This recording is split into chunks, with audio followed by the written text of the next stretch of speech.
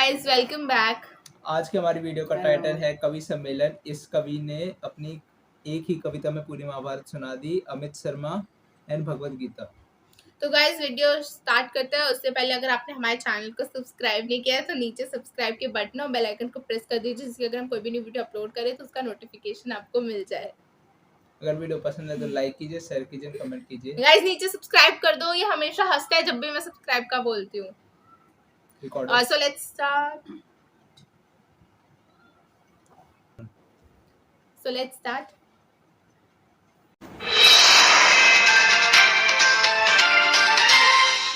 तो मित्रों, भगवान कृष्ण की नगरी में खड़े हैं। वीर रस की बात कमल भाई ने बहुत ज्यादा कर दी। आपको ये बात मालूम होगी कि परसों एक महत्वपूर्ण त्योहार है। 25 दिसंबर को गीता जयंती है और इस अखिल ब्रह्मांड का सबसे बड़ा ग्रंथ लिखने वाला, सबसे बड़ी कविता लिखने वाले व्यक्ति इस मथुरा की धरती पर अवतरित हुए हैं। तो आज मैं गीता की बात इस मंच के माध्यम से बहुत अच्छा चयन किया आपने। वीर रस की बातें कर दी। मैं चाहता हूं तो मेरे पास में तालियों का विस्फोट वाली इतनी कविता है कि आपकी तालियां बंद नहीं होंगी, लेकिन मथुरा की धरती पर खड़े होकर मैं अपने कर्तव्य से वंचित नहीं हो सकता। तो मैं आपको अपना सर्वश्रेष्ठ देकर जाऊंगा, जो मेरे जीवन की सर्वश्रेष्ठ कविता है। और वो YouTube पर अभी कहीं नहीं है, मैंने सारे YouTube चैनल से हटवा दी है। अगर पहली बार वो कविता डलेगी तो वो विश्वान न्यूज चैनल से डलेगी। भैया ठीक से रिकॉर्ड करवा लेना, मैं पूरे मन के साथ गीता वाली कविता को सुनूंगा। एक बार जोरदार तालियां बजाकर मुझे आदेशित करें, जितना आपका मन करेगा उतनी देर कविता पढ़ूंगा, उससे अलग नहीं करूंगा। बाबूजी, आपको चरण स्पर्श करते हुए मैं कविता पाठ शुरू करता हूं। आदरणीय डॉक्टर साहब बैठे, मैंने बहुत सारे अतिथि देखे। चौधरी साहब बैठे हैं, डॉक्टर साहब बैठे हैं। अतिथि आते हैं, दीप जलाते हैं और चले जाते हैं। पहले कवि से लेके अंतिम कवि तक बैठकर कवि सम्मेलन सुनने वाले मैं पूरे जीवन में पहले अतिथि देख रहा हूं। एक बार जोरदार तालियां डॉक्टर अशोक जी के सम्मान में बजाएं। मैं दादा शुरू करता हूं। स्वागत किया। जब भगवान श्री कृष्ण कौरवों के पास गए तो उन्होंने कहा, अगर आप आधा राज्य नहीं दे सकते तो केवल 5 ग्राम दे दीजिए। और इतना बड़ा हस्तिनापुर का साम्राज्य है, 5 गांव देना कोई बड़ी बात नहीं है। मैं 5 गांवों पर पांडवों को मना लूंगा और इस भीषण विध्वंस को दुर्योधन टाला जा सकता है।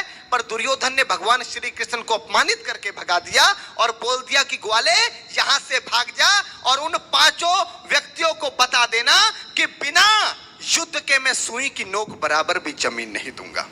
भगवान ने युधिष्ठिर से आके कहा कि अब तुम्हारे सामने युद्ध ही शेष है, वरना तुम्हारे पास कुछ नहीं बचता। और यहां से पंक्तियां जन्म लेती है। कुरुक्षेत्र का मैदान है, एक तरफ कौरवों की सेना है कमल, एक तरफ पांडवों की सेना है। यहां से कविता जन्म लेती है कि तलवार धनुष। मैं भी बहुत लंबे समय बाद डॉक्टर साहब ये कविता पढ़ रहा हूं। जहां आपका मन करे भैया, वहां पर आपका स्नेह प्यार मुझे मिले। मैं भैया शुरू करता हूं। बहुत अच्छे भैया। कि तलवार धनुष और पैदल सैनिक कुरुक्षेत्र में खड़े हुए। एक बिंब बनाता हूं, चित्र बनाता हूं कि तलवार धनुष और पैदल सैनिक कुरुक्षेत्र में खड़े हुए, रक्त पिपासु महारथी एक दूसरे सम्मुख अड़े हुए। कई लाख सेना के सम्मुख पांडव 5 बिचारे थे। एक तरफ थे योद्धा सब, एक तरफ समय के मारे थे। महासमर की प्रतीक्षा में, महासमर की प्रतीक्षा में सारे ताक रहे थे जी, और पार्थ के रथ को स्वयं केशव हाँक रहे थे जी। बहुत बस इतना आपका प्रेम मिलेगा तो मेरा काम चल जाएगा, क्योंकि जो बड़ी कविता होती है वो तालियों की मोहताज नहीं होती। कि और पार्थ के रथ को स्वयं केशव हाँक रहे थे जी। रणभूमि के सभी नजारे देखने में कुछ खास लगे। माधव ने अर्जुन को देखा, अर्जुन उन्हें उदास लगे। कुरुक्षेत्र का महासमर एक पल में तभी सजा डाला। 5 जन्य उठा कृष्ण ने मुख से लगा बजा डाला। हुआ शंखनाद, जैसे ही सबका गर्जन शुरू हुआ, रक्त बिखरना हुआ शुरू और सबका मर्दन शुरू हुआ। कहा कृष्ण ने उठ पार्थ, कहा कृष्ण ने उठ पार्थ, और एक आंख को मीच जरा, गांडियों पर रख बाणों को, पृथ्विंचा को खींच जरा। और आज दिखा दे रणभूमि में, आज दिखा दे रणभूमि में योद्धा की तासीर। यहाँ इस धरती पर कोई नहीं अर्जुन के जैसा वीर। यहाँ इस धरती पर कोई नहीं अर्जुन के जैसा वीर। यहाँ सुनी बात माधव की तो अर्जुन का चेहरा उतर गया। सुनी बात माधव की तो अर्जुन का चेहरा उतर गया। एक धनुर्धारी की विद्या मानो चूहा उतर गया। बोले पार्थ सुनो का ना, बोले पार्थ सुनो का ना, जितने ये सम्मुख खड़े हुए हैं हम तो इनसे सीख सीख कर सारे भाई बड़े हुए हैं। इधर खड़े बाबा भीष्म ने मुझको गोद खिलाया है, गुरु द्रोण ने धनुष बाण का सारा ज्ञान सिखाया है, सभी भाई पर प्यार लुटाया कुंती मात हमारी ने, कमी कोई नहीं छोड़ी थी प्रभु माता गांधारी ने। ये जितने गुरुजन खड़े हुए हैं सभी पूजने लायक हैं, माना दुर्योधन दुशासन थोड़े से नालायक हैं। मैं अपराध क्षमा करता हूँ, अरे मैं अपराध क्षमा करता हूँ, बेशक हम ही छोटे हैं, ये जैसे भी हैं आखिर माधव सब ताऊ के बेटे हैं। बहुत बहुत आभार कि जैसे भी हैं, बहुत बड़ा मैडम साहब कि जैसे भी हैं आखिर माधव सब ताऊ के बेटे हैं। और छोटे से भूभाग की खातिर हिंसक नहीं बनूंगा मैं।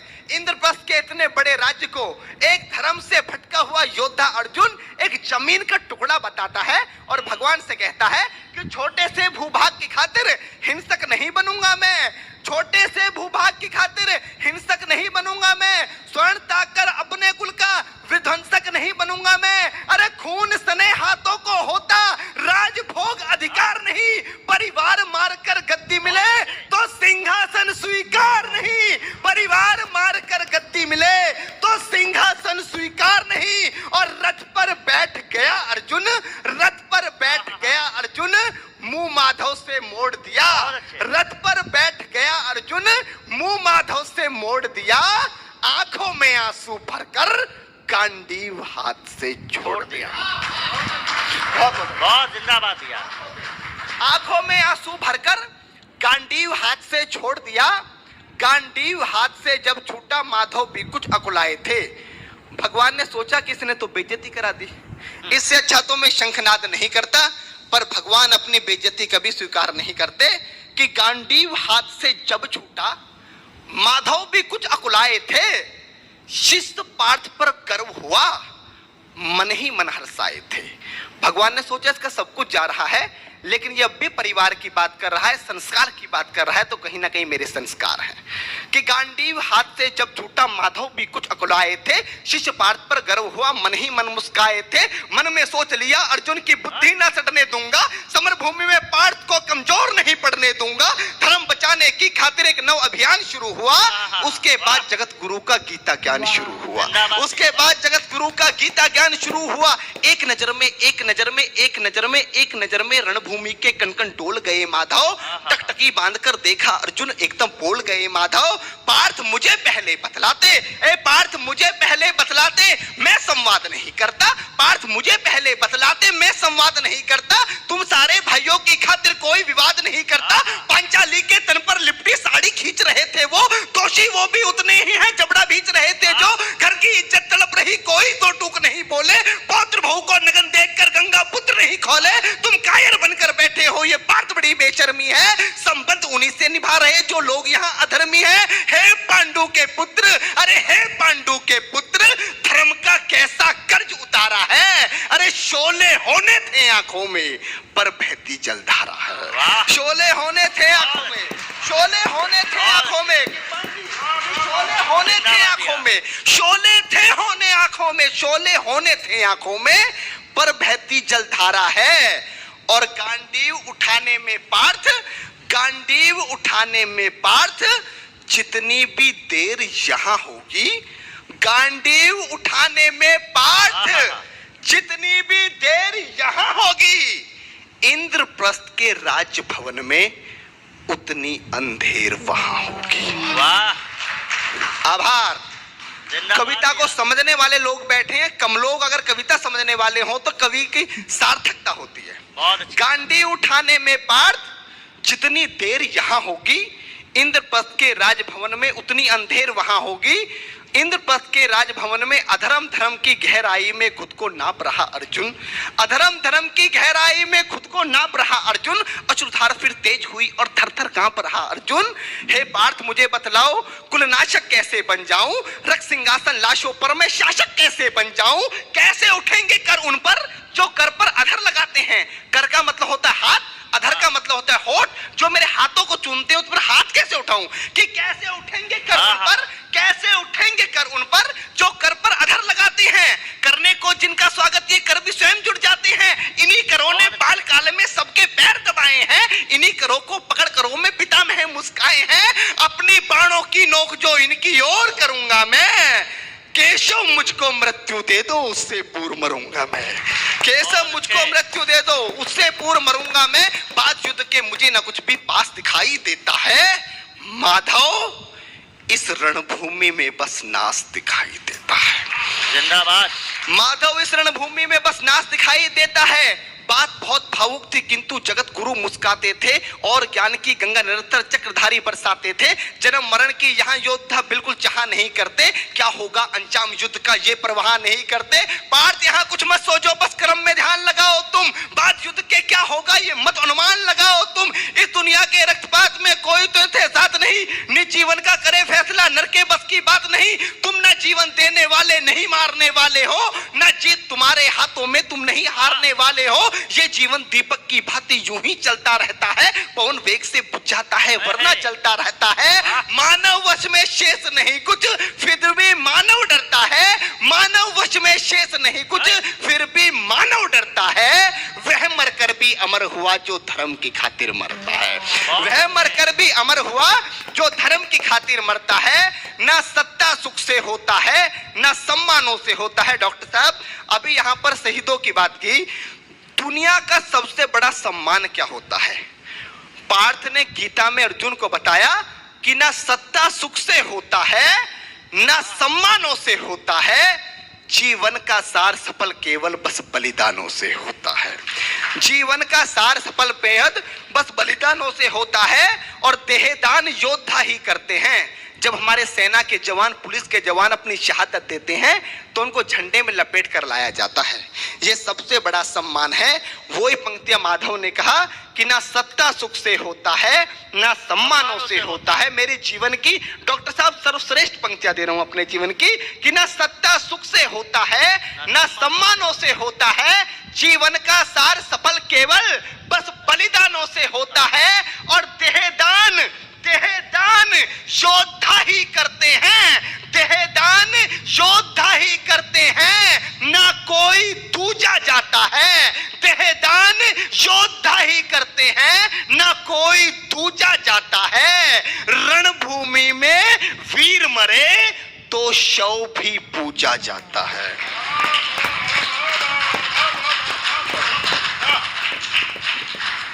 देहदान योद्धा ही करते हैं, ना कोई दूजा जाता है। रणभूमि में वीर मरे तो शव भी पूजा जाता है। और योद्धा की प्रवृत्ति जैसे खोटे शस्त्र बदलती है। कविता की एक सर्वश्रेष्ठ पंक्तियां देता हूं, क्योंकि गीता में भगवान कृष्ण बताना क्या चाह रहे थे कि योद्धा की प्रवृत्ति जैसे कमल बैठ कि योद्धा की प्रवृत्ति जैसे खोटे शस्त्र बदलती है। पंक्ति पर आपका ध्यान चाहूंगा कि योद्धा की प्रवृत्ति जैसे खोटे शस्त्र बदलती है, वैसे मानव की दिव्य आत्मा दैहिक वस्त्र बदलती है। बहुत अच्छी बात, बहुत बढ़िया। वैसे मानव की दिव्य आत्मा दैहिक वस्त्र बदलती है। ये मान और सम्मान बताओ, जीवन के अपमान बताओ। उसके बाद अर्जुन कहता है कि ये मान और सम्मान बताओ, जीवन के अपमान बताओ। जीवन मृत्यु क्या है माधव, रण में जीवन दान बताओ। काम क्रोध की बात कही तो मुझको उत्तम काम बताओ। अरे खुद को ईश्वर कहते हो तो जल्दी अपना नाम बताओ। खुद को ईश्वर कहते हो तो जल्दी अपना नाम बताओ। इतना सुनते ही माधव का धीरज पूरा डोल गया। तीन लोक का स्वामी फिर बेहद गुस्से में बोल गया, अरे कान खोलकर सुनो पार्थ, मैं ही त्रेता का राम हूं। कान खोलकर सुनो पार्थ, मैं ही त्रेता का राम हूं। कृष्ण मुझे सब कहते हैं, मैं द्वापर का घनश्याम हूं। रूप कभी नारी का रखकर मैं ही केस बदलता हूं। धर्म बचाने की खातिर मैं अनगिन वेश बदलता हूं। विष्णु जी का दशम रूप में परशुराम मतवाला हूं। नाग कालिया के फन पे मैं मर्दन करने वाला हूं। बाकासुर और महिषासुर को मैंने जिंदा गाड़ दिया। बाकासुर और महिषासुर को मैंने जिंदा गाड़ दिया। नरसिंह बनकर धर्म की खातिर हिरण्यकश्यप फाड़ दिया। नरसिंह बनकर धर्म की खातिर हिरण्यकश्यप फाड़ दिया। और रथ नहीं कहीं भी चलता है, रथ नहीं कहीं भी चलता है, बस मैं ही आगे बढ़ता हूं। जब मैं गीता का 10वां अध्याय पढ़ रहा था तो 10वें अध्याय पर पूरी दुनिया का मैनेजमेंट कुर्बान किया जा सकता है, पर पूरी दुनिया का मैनेजमेंट मात्र 2 मिनट 2 पंक्तियों में समेटा कि ना कि कान खोलकर सुनो पार्थ, मैं ही त्रेता का राम हूँ। कृष्ण मुझे सब कहते हैं, मैं द्वापर का घनश्याम हूँ। रूप कभी नारी का रखकर मैं ही केस बदलता हूँ। धर्म बचाने की खातिर मैं अनगिन वेश बदलता हूँ। विष्णु जी का 10वें रूप में परशुराम मतवाला हूँ। नाग कालिया के फन पे मैं मर्दन करने वाला हूँ। बाकासुर और महिषासुर को मैंने जिंदा गाड़ दिया। नरसिंह बनकर धर्म की खातिर हिरण्यकश्यप फाड़ दिया। और रथ नहीं तनिक भी चलता है, बस मैं ही आगे बढ़ता हूं। गांडीव हाथ में तेरे है, पर रणभूमि में मैं लड़ता हूं। कि रथ नहीं तनिक भी चलता है, बस मैं ही आगे बढ़ता हूं।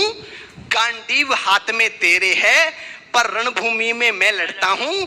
जैसे ही मेरे माधव का कद थोड़ा सा बड़ा हुआ, सहमा सहमा सा था अर्जुन एकदम रस से खड़ा हुआ। माँ गीता के ज्ञान का सीधा हृदय पर प्रहार हुआ। मृत्यु के आलिंगन हेतु फिर अर्जुन तैयार हुआ। मृत्यु के आलिंगन हेतु फिर अर्जुन तैयार हुआ कि जितने यहाँ अधर्मी हैं चुन चुन कर उन्हें सजा दूंगा। इतना रक्त बहाऊंगा धरती की प्यास बुझा दूंगा। जिधर बाण चले पार्थ के सब पीछे हट जाते थे। रणभूमि के कोने कोने लाशों से पट जाते थे। धर्मराज के शीश के ऊपर राज मुकुट की छाया थी। भगवान ने युद्ध जितवा दिया। युधिष्ठिर का राज अभिषेक हुआ। कविता की अंतिम 2 पंक्तियां कि धर्मराज के शीश के ऊपर राज मुकुट की छाया थी, पर सारी दुनिया जानती थी ये बस केशव की माया थी। कि धर्मराज के शीश के ऊपर राज मुकुट की छाया थी, पर सारी दुनिया जानती थी ये बस केशव की माया थी। और धर्म किया स्थापित जिसने, धर्म किया स्थापित जिसने, दाता दया निधान की जय। हाथ उठाकर सारे बोलो चक्रधारी भगवान की जय। जिंदाबाद। वाह वाह। गाइस हो गई। एक मिनट, इनके वो कौन थे? कवि का नाम क्या था? अमित शर्मा था शायद। अमित शर्मा। हाँ। पहली बात तो स्टार्टिंग अमित में आया शर्मा था। जी की कविता है, हाँ कवि सम्मेलन की है। और मथुरा में इन्होंने, जहाँ कृष्ण जी हाँ। का जन्मभूमि है, वहाँ पे गाया था कविता। मैं तो ये देख रही हूँ इनको याद कैसे थी इतनी बड़ी, इतनी लंबी और इतनी बड़ी, कितनी पूरा मिनट की थी ये? महाभारत कवर किया इसमें। हाँ, जिस starting, जोश के साथ हाँ, गा रहे थे हाँ। नहीं तो कोई लोग होते हैं कि हाँ बस याद है उसको ऐसे गा हाँ, लेते हैं। इनके हाँ, एक्सप्रेशंस भी थे इनकी कविता में, और ये पूरे ऐसे रिपीट भी कर रहे थे। बहुत ही अच्छी थी। लाइक हिंदी थी, प्योर हिंदी थी। और हिंदी थी। बहुत याद अच्छी भी थी। कैसे रही होगी इतनी मुझे लंबी आई थिंक कविता। इन्होंने कई सम्मेलनों में हाँ, गाई हाँ। होगी, उस वजह से इनको याद हो गई। इन्होंने खुद से लिखी इसीलिए याद है, अगर किसी और की होती तो याद नहीं होती। और जिस तरीके से मतलब इन्होंने पूरी महाभारत का बताया, मेरे ख्याल से तो मेन कुरुक्षेत्र का बताया है, जहाँ पे भगवान जी ने अर्जुन को गीता का उपदेश दिया जहाँ था। से मतलब युद्ध की शुरुआत हुई थी, कैसे शुरुआत हुई थी, और पहले मतलब उनका न्योता लेके गए थे जैसे रजामंदी का कि तुम वैसे ही शांति समझौता कर लो। दुर्योधन के पास में सभा में भी ये प्रस्ताव रखा कृष्ण भगवान ने कि शांति कर लो तुम, मतलब जिससे युद्ध टाला जा सके। लेकिन दुर्योधन ने वो ठुकरा दिया, और फिर उनका बेइज्जती की, काफी उनको मतलब सुनाया था उस टाइम पे। और बाद में युद्ध स्टार्ट हुआ था तो युद्ध का भी बताया। फिर उन्होंने अर्जुन का भी हाँ। बताया कि वो लाइक स्टार्टिंग में तैयार नहीं थे कि हाँ, हाँ, वो हाँ। अपने ही लोगों को कैसे मारे। फिर भगवान ने बोला था कि धर्म और अधर्मियों का युद्ध है। लाइक पूरी पोयम में बहुत कुछ गाया गया था। शुरू में लाइक पहले अर्जुन का दिखा रहे थे कि वो मारने को राजी नहीं था। शुरू में उसको लगा के लाइक गद्दी में मतलब उसके खून बहाने से क्या ही होगा। बाद में चल ये के बात लाइक उनको किस तरीके से समझा और गीता का उपदेश के बारे में पोयम में पूरा कवर किया गया था। लाइक बहुत अच्छी पोयम थी, इसमें बहुत ब्यूटीफुली गाया गया था। बेसिकली उसमें ये था ना कि वो लाइन बहुत अच्छी थी कि कैसे उठाऊं कर उन पर जो कर पर अधर लगाते हैं। लाइक वो ऐसे बोल रहे थे और हाथ जोड़ो उनके आगे, हाँ वो हाथ शीश झुका कर दो। स्वयं ही जुड़ जाते हैं। लाइक वो पहले मान नहीं रहे थे। वो क्या हस्तिनापुर था ना, वो उसको लेने के लिए बोल रहे थे छोटे से टुकड़े के लिए मैं लड़ाई क्या करूं। लाइक फिर ये लाइन भी बहुत अच्छी थी। हाँ, जमीन का टुकड़ा। फिर एक लाइन भी बहुत अच्छी थी कि अपनों को मारकर अगर गद्दी मिले तो फिर उसका क्या ही फायदा। ये भी बहुत अच्छी थी। और क्या कहते हैं, लास्ट में जब उन्होंने बोला कि वो भी अच्छी थी, सबको पता था कि ये माधव की माया थी, कुछ ऐसे करके था ना। हाँ, युधिष्ठिर के सर पे ताज चढ़ा, हाँ, सबको पता है माधव। बहुत अच्छा था। हमें तो पता भी नहीं था कि कितने साल पहले की ये है। शायद 1 साल। 1 साल पहले किया, उसमें 66 साल। लाख व्यूज है। आई थिंक कम है कंटेंट के हिसाब से, कंटेंट बहुत अच्छा है। आई थिंक 1 करोड़ व्यू तो होने ही चाहिए थे, बट कोई नहीं, हमने जोश बढ़ा भी दिया। था, हाँ पूरा कवरअप किया गया था महाभारत का, काफी जोश के साथ इन्होंने बोला, एक्सप्रेशन भी दिए साथ में, काफी अच्छी पोयम थी। लाइक पूरी महाभारत को, लाइक हम्म। महाभारत को, या फिर आप कह सकते हो कुरुक्षेत्र के उस सीन को दोबारा से इन्होंने पोयम में जो ढाला है, बहुत अच्छा था। हाँ, गीता का उपदेश भी दिया उसमें, काफी अच्छा किया, बहुत अच्छा था। हाँ। और मैं ही त्रेता का राम हूँ, मुझे हाँ, कहते हाँ। घनश्याम, वो सब लाइन्स अच्छी थी। और नरसिंह अवतार जो भगवान जी ने लिया था उनको हिरण्यकश्यप को मारने के लिए, वो भी बताया था। काफी अच्छा, मतलब सब कुछ ही कवर किया है इसमें मैक्सिमम। तो गाइज इस वीडियो के लिए इतना ही। अगर आपको वीडियो अच्छी लगी तो लाइक करना, कमेंट करना, शेयर करना, और आपसे अगली वीडियो में मिलते हैं। जब तक के लिए जय हिंद।